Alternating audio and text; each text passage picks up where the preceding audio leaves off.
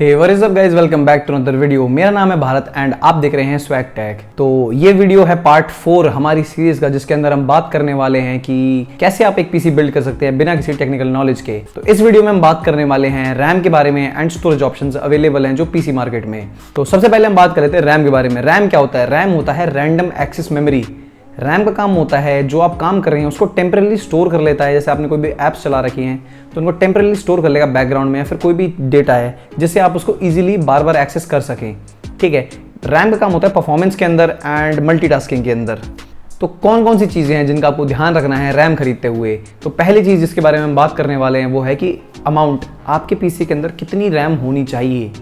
तो देखो, RAM available options जो आज की डेट में वो हैं 4 GB, 8 GB, 16 GB and 32 GB and 64 GB की स्टिक्स भी आती हैं जिनको आप लगा सकते हैं। तो मिनिमम मैं आपको रेकमेंड करूंगा कि अगर आप कोई भी पीसी बना रहे हैं तो 8 GB रैम तो उसके अंदर आप मिनिमम ले ही लें। एंड आपका जैसे मदरबोर्ड होगा उसके अंदर 4 स्लॉट्स होते हैं जनरली, आप 8 GB की एक स्टिक लगाएं। ठीक है, आज अगर आप शुरू में पीसी बना रहे हैं 8 GB की एक स्टिक लगाएं। अगर आपको कभी फ्यूचर में अपग्रेड करना पड़े तो आप 8 GB की एक और स्टिक ऐड कर सकते हैं, तो वो 16 GB रैम हो जाएगी एंड वो रैम डुअल चैनल में चल जाएंगे। देखो, ये single channel, dual channel, quad channel क्या होता है? देखो, रैम के 4 स्लॉट हैं, एक रैम डाली तो वो सिंगल चैनल, 2 रैम डाली और हम 2 स्लॉट्स में डालेंगे। और जो स्लॉट्स होते हैं वो भी डिफाइंड होते हैं। देखो, हर मदरबोर्ड के अंदर लिखा होता है, उसके मतलब मैनुअल होगी, उसमें लिखा होगा कि हम कौन कौन से पहली स्टिक कौन से स्लॉट में डालें, दूसरी स्टिक कौन से स्लॉट में डालें। तो अगर हम 2 रैम डालेंगे, उनके जो स्लॉट्स है डेजिग्नेटेड उनके अंदर डालेंगे तो वो डुअल चैनल में चलेंगी। डुअल चैनल के अंदर चलने से मतलब देखो 10 से 15% का इंक्रीज आता है परफॉर्मेंस में, खास करके गेमिंग के अंदर। ठीक है, अगर आप इंटीग्रेटेड GPU वाला CPU ले रहे हैं तो और आप उससे गेमिंग कर रहे हैं और अगर आप उसके अंदर डुअल चैनल में रैम लगाते हैं ना, तो भाई आपकी 10 से 15% इंप्रूवमेंट हो जाती है। और सिमिलरली अगर आप 3 स्टिक लगाएंगे तो फिर से वो सारी सिंगल चैनल में चलेंगी, पर अगर आप 4 स्टिक लगाते हैं तो वो फिर से क्वाड चैनल में चलेंगे और क्वाड चैनल चल के फिर से आपकी परफॉर्मेंस बूस्ट हो जाएगी। तो ये होता है सिंगल चैनल, डुअल चैनल और क्वाड चैनल का कंसेप्ट। ठीक है, अगर आप 2 के पेयर्स में डालते हैं तो आपको अच्छी परफॉर्मेंस मिलती है। ठीक है, आपकी परफॉर्मेंस इन्हेंस हो जाती है। अगली चीज़ जो आती है रैम खरीदने हुए जो बहुत इंपॉर्टेंट है वो है फ्रीक्वेंसी। आपकी रैम की फ्रीक्वेंसी कितनी है? जितनी ज़्यादा फ्रीक्वेंसी होगी उतनी ही अच्छी रैम होती है। ठीक है, तो जो अभी लेटेस्ट स्टैंडर्ड चल रहा है 32 मेगाहर्ट्ज़ की रैम परफेक्ट होती है। 3000 में भी आती है, 2866 मेगाहर्ट्ज़ में भी आती है, 3666 मेगाहर्ट्ज़ में भी आती है ना। तो जितनी बेटर फ्रीक्वेंसी उतनी ही अच्छी परफॉर्मेंस। 3200 मेगाहर्ट्ज़ की मिनिमम आपको रैम लेनी चाहिए आज की डेट के हिसाब से।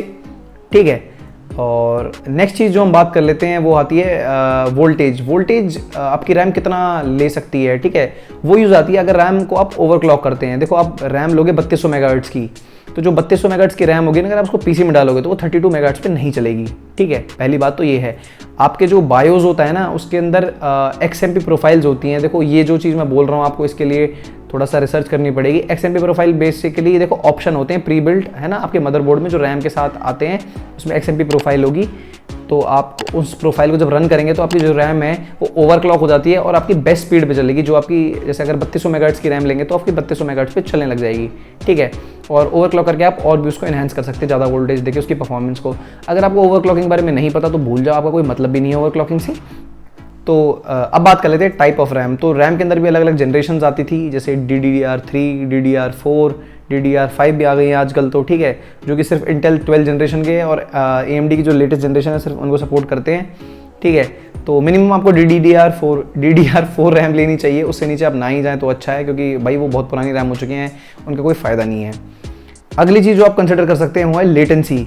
रैम के अंदर भी लेटेंसी होती है। जितनी कम लेटेंसी, अच्छा ये पहली चीज़ आई है अब तक जितनी भी वीडियोस बनाई है मैंने, लेटेंसी जितनी कम होगी उतना ही अच्छी रैम होगी। लेटेंसी बोले तो एक चीज़ को यहाँ जाने में कितना टाइम लग रहा है। ठीक है, अगर आपका एक में यहाँ पे डेटा है A से B जा रहा है, वो कितने कम टाइम में जा रहा है उसको बोलते हैं लेटेंसी। तो जितनी कम लेटेंसी की रैम होगी उतना ही बेटर होगा। तो मिनिमम देखो CL, ये जो लेटेंसी होती है ये मतलब जो लेटेंसी होती है इसको हम डिनोट करते हैं CL में, CL16, CL14, CL12। तो मिनिमम CL16 की रैम होनी चाहिए। अगर आपको मैं आपके लिए परफेक्ट रैम बताऊं तो 8 GB की 3200 मेगाहर्ट्ज़ CL16 रैम आपके लिए बेस्ट रहेगी। ठीक है, और अगर आपको गेमिंग करनी है तो 16 GB की रैम मिनिमम है, उससे कम आपको नहीं लेनी है।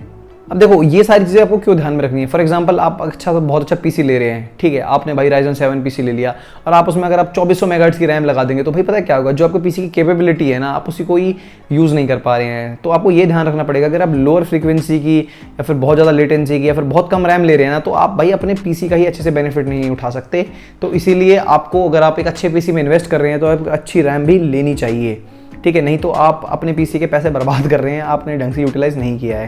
रैम लेते हुए आप अगर इसे ओवरक्लॉक करते हैं तो आपको ये भी ध्यान रखना है कि जो देखो रैम है वो भी एक इलेक्ट्रॉनिक पार्ट है, मदरबोर्ड में लगेगा, बिजली से चलेगा, उसमें भी हीट होगी। तो आपको ये भी देखना है कि जो आपकी रैम है उसके अंदर कोई हीटिंग इश्यूज़ तो नहीं होते। तो अगर आप अच्छी ब्रांड जैसे कॉर्सेयर, जी स्किल, किंगस्टन, एडाटा, अगर आप इनकी रैम लेते हैं तो देखो इनके अंदर तो इश्यूज़ नहीं आते। मैंने तो कभी सुने नहीं कि भैया हीट हो गई, हमारी रैम फूक गई, जल गई। देखो अगर आप बहुत ज़्यादा ओवरक्लॉक कर देंगे तो उनका तो मैं कह नहीं सकता, बट हाँ नॉर्मल की सिनेरियो में थोड़ी बहुत ओवरक्लॉकिंग में ऐसी कोई दिक्कत नहीं आती है। XFB प्रोफाइल रन करेंगे, मैं अपने पीसी पे 1 साल से चला रहा हूँ, मुझे तो आता कोई दिक्कत हुई नहीं है। मेरे अंदर कॉर्सेयर की, मेरे पीसी के अंदर कॉर्सेयर की रैम लगी हुई है 16 GB की, ठीक है, 8 GB की 2 स्टिक्स लगी हुई हैं और एकदम मस्त चल रही है, कोई दिक्कत नहीं है, 3200 मेगाहर्ट्ज़ पे खींच के चलती हैं। अच्छा ठीक है, अब रैम के अंदर जो दूसरी चीज़ आती है वो आती है, एक आती है नॉर्मल रैम, ठीक है, काली कलर की स्टिक आ जाएगी नॉर्मल सी, ठीक है, और एक आती है 8 GB रैम। अच्छा ये याद रखना भाई, 8 GB वाले फैन बॉय बहुत होते हैं, तो ठीक है आप 8 GB वाली रैम भी ले सकते हैं। कॉर्सेयर के अंदर भी आती है, जी स्किल के अंदर भी आती है 8 GB वाली रैम, एडाटा के अंदर भी। तो हाँ, आप ब्रांड्स भी चेकआउट कर सकते हैं अलग अलग, ये सारे ब्रांड्स अच्छे हैं, ऐसा कुछ नहीं है कि कोई बहुत अच्छा ब्रांड है, बट मैं प्रेफर करता हूँ कॉर्सेयर या फिर जी स्किल की रैम्स, मेरे को काफ़ी अच्छी लगती हैं।